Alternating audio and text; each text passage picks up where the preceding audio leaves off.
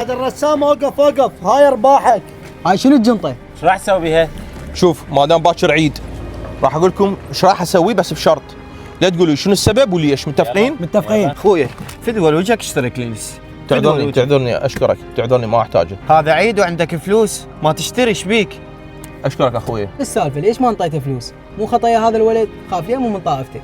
زين استاذ احمد، انت عندك فلوس، ليش ما اعطيت زكاه فطره؟ شوف انا قلت لكم لا تسالوني، بس مع ذلك راح اجاوبكم بالتفصيل وافهمكم بعد شويه. حالتي تعبانه واحنا على ابواب عيد وإذا اشتري ملابس الجاهلي تاخذون من عندي انا اخويا ما راح اشتري من عندك، وراح يجي يوم راح تشكرني لان انا ما اشتريت من عندك. جدا اعتذر. تفضل اخوي.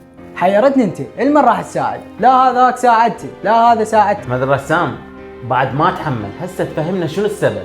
شباب اول شغله لازم تعرفون وتفرقون بين المقد الصحيح والخطا. اول شيء لازم تساعد جيرانك وقرايبك اكثر شيء تعرفهم.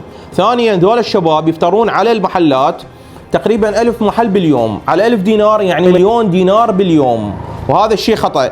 ثالثا زكاة الفطرة لازم تكون اكل، الناس فقراء، اما زكاة المال تكون مال. احمد الرسام انت طول السنه تنطي زكاه فلوس، هالمره ليش اعطيت اكل؟ زكاة الفطر تملي بيها بطون الفقراء مو جيوبهم انت طول السنة توزع مال، توزع زكاة المال. والله هاي معلومتك تستاهل مليون لايك. هسه احنا كل شيء فهمنا، بس هذا بالجنطه الارباح مالتك وينهن؟ شوف اللي راح تشوفوه هنا تمام. شنو شو فارغه؟